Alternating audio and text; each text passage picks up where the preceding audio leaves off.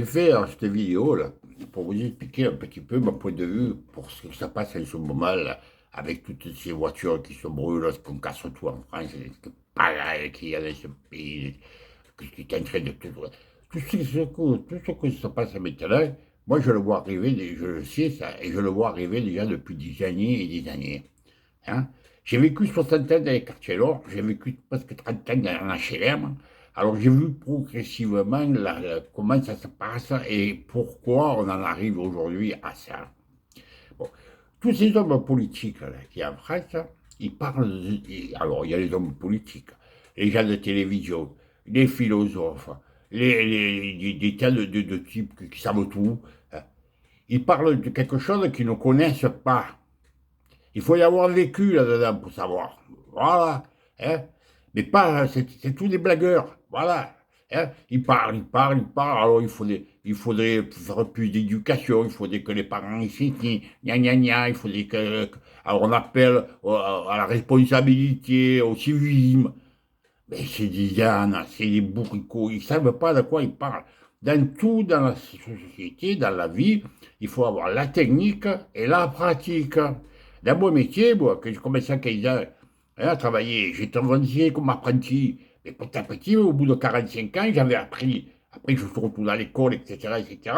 Non seulement la pratique, mais aussi la technique. J'ai appris à travailler sur les plans et tout.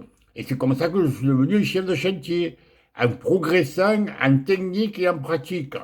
Et eux, ils connaissent que la technique. Ils sortent des grandes écoles, ils savent tout sur le commerce, sur comment diriger un pays, ils savent sur les finances, sur les transports, tout ce que vous voulez. Mais en pratique, ce qui se passe dans le pays, ils ne savent rien. Voilà. Il y en a peut-être 1 sur 100 qui sortent des banlieues. Les autres, c'est tous des petits bourgeois qui ils connaissent tout, beaucoup ils savent bien parler, hein, ils parlent bien, hein, ils peuvent faire les discours, tout ça, ils sont forts. Hein, ouais. Mais ils n'ont jamais touché un marteau dans leur vie, ils n'ont jamais vécu dans un endroit à risque. Hein, voilà. Alors quand ils sortent des grandes écoles comme ça, c'est qu'il faudrait dans ce pays d'abord qu'ils fassent des stages dans les HLM, qu'ils viennent un jour dans les HLM des quartiers nord, hein, pendant 3 mois, hein, dans un F2 avec le SMIC, et qui se mélangent à la population en fermant leur gueule, hein, font attention qu'ils ne soient pas opérés, hein, ils s'habillent en basket et en jean comme tout le monde, hein, et qu'ils prennent un peu un langage un petit peu plutôt rustique, pas trop élaboré, parce qu'ils se feraient vite repérer. Hein, bon, voilà. Et puis, comme pour savoir de quoi ils parlent. Moi, j'ai vécu là, je sais de quoi je parle. Hein. Alors, moi, j'avais énormément d'amis, moi, des Maghrébins, des Tunisiens, des Marocains, des Algériens, des gens bien, avec qui je m'entendais bien, des gens ils ont élevé leurs enfants correctement. J'avais un copain, un arabe, là, hein, et bon, lui, ben, il me disait, tu vois, Robert, moi, j'ai eu qu'une fille et un fils, je les ai bien éduqués. Ma fille elle est secrétaire au port autonome de Marseille. Mon fils, il est dans l'administration, je ne sais pas quoi. Hein. Il me dit, mais mon collègue, là, que lui, il n'arrête pas de me traiter de con, parce que lui, il en a fait 10. Mais c'est seulement 10 qui sont devenus des délinquants parce qu'ils n'ont eu aucune éducation, ils n'ont rien eu. Hein. Voilà la différence qu'il y avait entre les deux. Alors moi, j'avais tous des amis que c'était des gens bien, mais je voyais aussi dans le quartier ce qui se passait. Et eux ne savent pas, tous ces ministres, tout ça, là, ce qui se passe dans les quartiers nord. Alors, il y a deux catégories de jeunes dans les quartiers nord, dans les banlieues. Voilà. Il y a ceux qui font des efforts et qui veulent s'intégrer, et il y a ceux qui élèvent leur enfant dans la haine du français. Moi, j'en ai des tas et des tas et des tas d'exemples que je pourrais vous donner, moi. Des gens qui ont élevé leur enfant dans la haine du français. Mais tout ça, ça a un peu aussi une origine. C'est parce que tous ces gens-là, on les a laissés dans la merde, on les a laissés dans la pourriture, on les a écartés de la société. Et tout ça, ils ont une rancœur. Alors, comme ils n'ont aucune éducation, comme ils souvent, c'est les ânes aussi, eux aussi. Hein, eh ben, ils s'en prennent à toute la population française. Pour eux, les Français, c'est des saloperies qui les ont laissés dans la merde, qui les ont laissés. Et ils ont élevé l'enfant dans la haine du français. Et ces enfants qui ont été élevés dans la haine du français, parce que moi j'en ai connu un paquet, je les ai vus, moi ils m'ont parlé, j'ai eu des contacts avec eux, avec ces enfants qui avaient eu la haine du français. Hein. Voilà. Alors, Tout ça parce que il y a toute cette rancœur derrière qui se fait. Parce qu'on les a laissé pourrir ces gens-là, bien souvent. Hein. C'est pas complètement responsable de cette situation. Parce qu'ils n'avaient pas d'éducation déjà, parce qu'ils arrivaient du bled, bien souvent. Bon, hein. Voilà. Et ça, ils n'en savent rien du tout, tous ces gens qui nous gouvernent.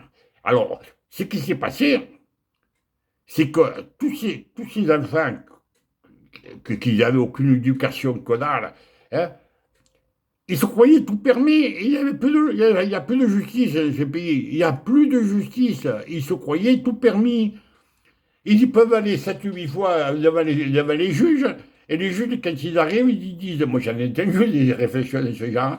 Ah, c'est encore vous là, hein. Ça va faire 7 ou 8 fois qu'ils se sont retrouvés devant le juge, toujours pour des délinquances, hein. Des vols, des ci, des là, mais il ne s'est pas puni. Alors on s'en fout. Ce jeune qui est parti, là, qui a refusé d'obtempérer, là, parce que ça faisait plusieurs fois, il s'en foutait, lui, il ne risquait rien. Il pensait qu'il pouvait faire comme d'habitude, pouvoir se casser, dire au flic, je te fais un bras d'honneur, je me casse, parce que je sais que je risque rien. Voilà pourquoi il est tombé sur la boutique, il a tiré dessus. Bon, ça va, bon, mais c'est pas une raison pour casser tout. Il profite du coup. Parce qu'il y a ceux qui sont révoltés contre les choses, parce que je suis sûr qu'il y en a qui, parce qu'ils ils ont la haine, et bon, ils se révoltent. Et puis il y a ceux qui profitent aussi pour piller aussi. Hein, parce que là aussi, il faut y avoir vécu, il faut savoir un peu toutes les mentalités aussi qu'il y a. Hein, bon, voilà. Hein. Il n'y a pas de justice. S'il y avait une justice. Moi, j'avais un jeune que je connaissais, il avait été attrapé en train de voler des postes dans les voitures. Il avait deux postes dans la voiture volés. Bon, à l'époque, on volait les postes dans les voitures. Bon. Il s'est pris 2 ans de prison. Et il m'a dit, tu sais, Robert, il m'a dit, quand tu as passé 2 ans de prison, tu n'as plus envie de recommencer. Voilà. Voilà. Tandis que là, il se croyait tout permis. Hein. Alors, et ce qui arrive avec là, ça fait déjà des années que j'en parle avec mon fils, que j'ai dit, ça finira par un bain de sang, ça finira par une guerre civile, on va s'entretuer. Et ça, peut-être le gouvernement, ils le savent aussi, et ça les arrange, parce que diviser, c'est régner, il ne faut pas l'oublier. Hein. Voilà. Vous voyez un peu la situation, pourquoi on en est là, hein. Parce que c'est les gens qui ne savent pas ce que c'est les banlieues. Ils ne savent pas, il faut y avoir vécu pour le savoir. Voilà. Ils connaissent pas la façon de parler, ils savent pas ce que. Oui, mais c'était le langage que. Moi, même moi, quand je vivais dans ces quartiers-là, j'avais un langage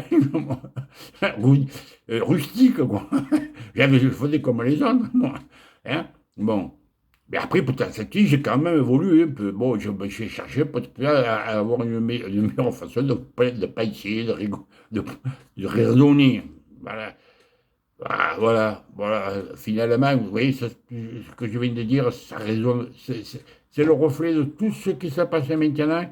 Moi, je l'ai vu arriver depuis 40 ans, oui, je le vois arriver, ça. Parce que j'ai vu la lente dégradation de tous ces quartiers, de voir comment ça s'est passé, et je savais que ça allait se terminer. Comment ça se termine maintenant? Je le savais, je le pressentais, parce que ça ne pouvait pas se finir autrement.